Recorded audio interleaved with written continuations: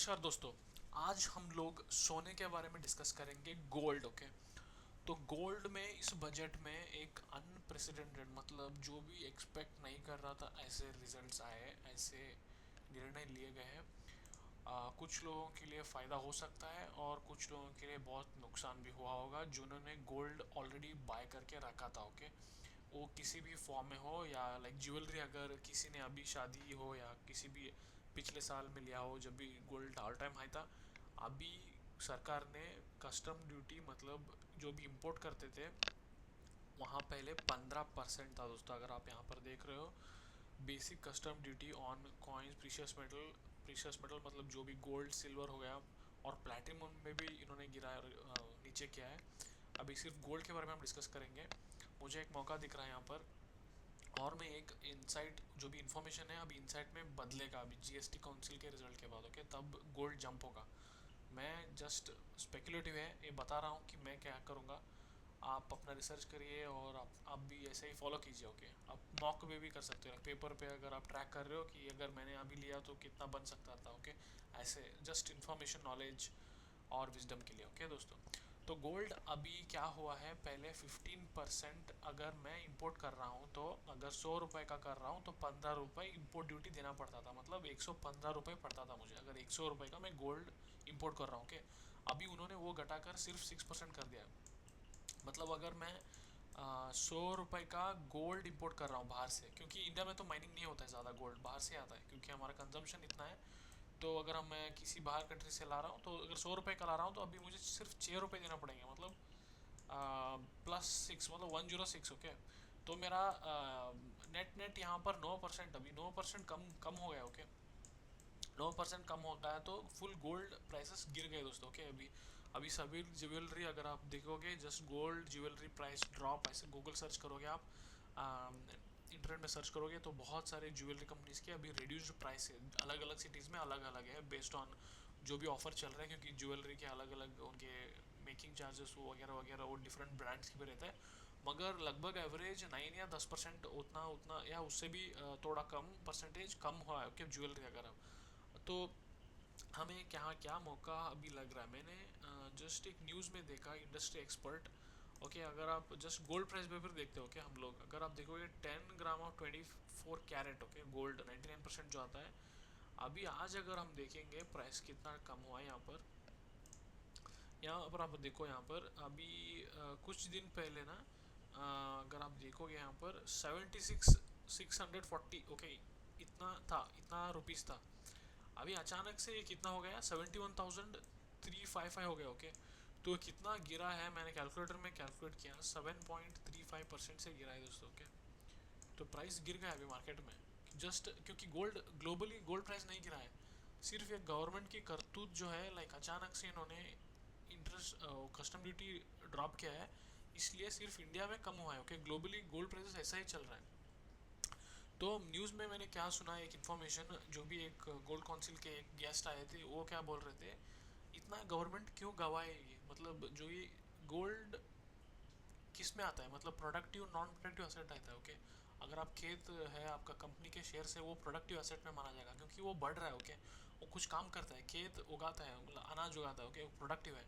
और अगर कंपनी के शेयर से या जो भी आप एक कार लिया हो, तो वो कुछ काम कर रहा है, कमा रहा है। ओके, कुछ, मगर गोल्ड जस्ट पड़ा रहता है, वो ज्वेलरी किसी के गले में होगा एज अ ज्वेलरी, या किसी के कबर्ड में होगा पड़ा रहेगा, जस्ट मेटल है। ओके, वो सिर्फ ह्यूमन अट्रैक्शन से उसको वैल्यू आया है, क्योंकि जस्ट वो आयरन हो गया, एलुमिनियम हो गया, ऐसा ही एक मेटल है, सिर्फ वो शाइनी है इसलिए हम उसको वैल्यू देते हैं। सो वो नॉन प्रोडक्टिव एसेट है। गवर्नमेंट इस पर क्यों कस्टम ड्यूटी कम करेगा। ओके, और ऐसा ही क्यों रखेगा। तो उस गेस्ट ने क्या बताया, जो भी यहाँ पर उन्होंने घटा है 9%, वो लोग जीएसटी भी लगता है। ओके, गोल्ड पर जब भी सेल होता है उस कंट्री में, उस पर गोल्ड में एक जीएसटी रेट रहता है। ओके, वो बहुत ही कम है अभी, वो कुछ 5% ऐसा है, उनको वो लोग वहाँ पर ऐड करने वाले दोस्तों। ओके, तो 5+9 वहाँ पे करके वो लोग जो भी यहाँ पर डेफिसिट उन्होंने घटाया है, वो वहाँ पे इंक्रीज करने वाले हैं। ओके, जब भी वहाँ पे इंक्रीज करेंगे वो बोलेंगे कि हमने कस्टम ड्यूटी घटा दिया था तो यहाँ पर हम बढ़ा रहे। ओके, कुछ नया कुछ नहीं कर रहे, ऐसा वो लोग जस्टिफाई करेंगे वहाँ पर। तो तब क्या होगा, तब गोल्ड प्राइस जंप होगा दोस्तों। ओके, तो फिर से वो रिट्रेस करेगा और वहाँ पर जो भी हमारा अभी कम हुआ है वो बैक टू नॉर्मल हो जाएगा। ओके, तो गोल्ड प्राइसेस ऐसे कम नहीं रहेंगे। ओके, और एक ही रिस्क है कि ग्लोबली गोल्ड प्राइस गिर गया तो गवर्नमेंट कुछ नहीं कर सकता। ओके, तो वो एक रिस्क है, वो हम हमारे कंट्रोल में नहीं है वो। मतलब अगर कुछ डिमांड गिर गया ग्लोबली या कुछ वगैरह वगैरह कुछ हो गया तो वो कुछ नहीं कर सकते हम। अगर कंट्री के पॉलिसी में ही हमको एक लॉप साइडेड लग रहा है और एक गैप लग रहा है। ओके, अगर ये इन्फॉर्मेशन ट्रू है और जिस टीएसटी काउंसिल में उन्होंने प्राइस बढ़ाया तो हम लोग क्या कर सकते हैं, मैं क्या सोच रहा हूँ, अगर आप देखिएगा ईटीएफ होता है। ओके, अगर हम लाइक जो भी मैन लोग हैं वो ज्वेलरी ज़्यादातर नहीं खरीदते, राइट। जो भी एक रिंग हो गया है, जब भी कुछ चाहिए तो लिया रहता है। बाद में कुछ लोग बहुत नहीं लेते। अगर फिजिकल गोल्ड भी लेने जाएंगे तो उसको रखने का वो बाद में घर में भी चोरी हो सकता है, या अगर बैंक में लॉकर में रखेंगे तो उसका फीस रहता है। तो बहुत ही बेहतरीन है कि और वो क्या रहता है गोल्ड, अगर गवर्नमेंट के बॉन्ड भी आप लोगे तो वो भी आप देखो ऐसे जो भी आ रहा है, मतलब ऐसी रैडिक लाइक जो भी एड हॉक रिजल्ट्स आ रहे हैं गवर्नमेंट के हिसाब से, तो वहाँ पर भी प्राइस घटा है दोस्तों। के जो भी आप रिडीम करने जाओगे, जो कि सॉवरिन गोल्ड बॉन्ड बोलते हैं ना, जो भी आपने लिया है वो अभी आप अगर मैच्योरिटी आ रहा है तो आपको कम पैसे मिलेंगे दोस्तों। तो ये बहुत ही मतलब आउट ऑफ द ब्लू बोलते हैं ना, मतलब आप एक्सपेक्ट नहीं किया है ऐसा रिजल्ट्स आए गवर्नमेंट के हिसाब से। तो वो भी सेफ नहीं लग रहा है मुझे। तो आपको जब भी आप चेंज करना चाहते हैं आपका माइंड, तो लॉक इन नहीं रहना चाहिए मेरे हिसाब से गोल्ड इन्वेस्टमेंट्स में। उसमें लॉक इन है। ओके, ये लॉक इन फ्री इन्वेस्टमेंट जो भी है ईटीएफ है जो कि ओके दोस्तों, हम तीन ईटीएफ देखेंगे जो कि सेफ बड़े बड़े कंपनीज में है और लिक्विडिटी भी है। ईटीएफ मतलब एक्सचेंज ट्रेडेड फंड। ओके, ये लोग गोल्ड इनका बेस असेट है, असेट उस असेट पर ये ट्रेड होता है। Okay, ETF. ओके, तो ये जैसे भी गोल्ड प्राइसेस अप डाउन होता है कंट्री में तो ये भी फ्लक्चुएट होता है।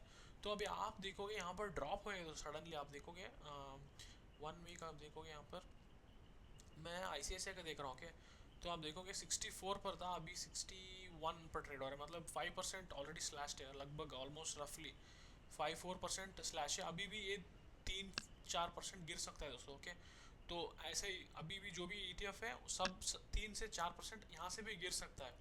और हमें मौका है अगले जीएसटी काउंसिल में अपडेट आने के पहले खरीदना है। ओके, तो मैं थोड़ा खरीद रहा हूँ, मतलब थोड़ा मतलब जो भी मैं रिस्क ले सकता हूँ।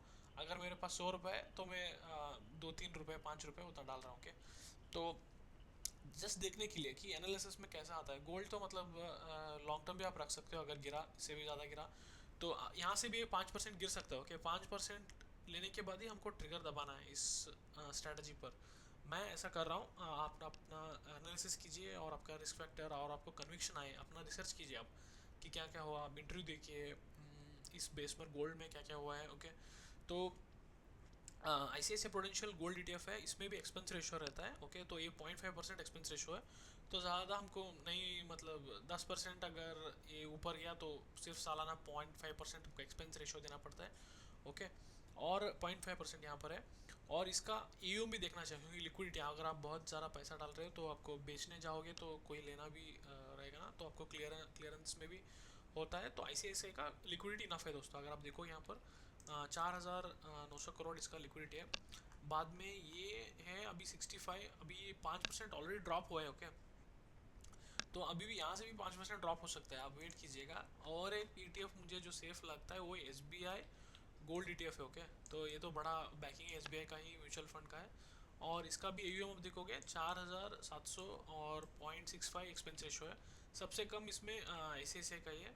और एक ईटीएफ जो बहुत सबसे बड़ा है वो है निप्पॉन इंडिया ईटीएफ। ओके, ये गोल्ड बीज भी बोलते हैं इसको, ये बहुत ही पुराना है। तो यहाँ पर भी कितना गिरा है एक हफ्ते में देखेंगे हम लोग, तो यहाँ पर 3.9% गिरा है। यहाँ पर कितना गिरा है देखेंगे हम लोग, कितना गिरा है यहाँ पर 3.3%, यहाँ पर ज़्यादा गिरा है दोस्तों आईसीआईसीआई प्रोडेंशियल गोल्ड ईटीएफ में। ओके, और अगर आप हम निप्पॉन में आते हैं, निप्पॉन गोल्ड बीज जो है इसका हाईएस्ट असेट अंडर मैनेजमेंट है, मतलब इतना इन्वेस्टमेंट ये लोग मैनेज कर रहे हैं इस ईटीएफ में। ओके, तो मगर इसका एक्सपेंस रेशियो थोड़ा ज़्यादा है, एक आप ध्यान रखिएगा। अगर आपको सबसे कम में जाना है तो आईसीआईसीआई जा सकते हो, एचडीएफसी का भी आप देख सकते हो। तो ये स्ट्रैटेजी रहेगा दोस्तों। ओके, अगर आप, क्योंकि अभी निफ्टी ऑल टाइम हाई पर है, अब अगर आप कैश में बैठे हो और अगर थोड़ा गोल्ड आपको इन्वेस्टमेंट करना है तो यहाँ पर एक बेहतरीन मौका लग रहा है। देखेंगे कैसे आता है। मैं अपडेट वीडियो डालूंगा जब जीएसटी में अगर अपडेट आएगा, तो तब मैं वो अपडेट वीडियो बनाकर इसके डिस्क्रिप्शन में डाल दूंगा दोस्तों। तो अपना आप रिसर्च कीजिएगा। तो सोना खरीदने का टाइम लगता है अभी आ गया। ओके।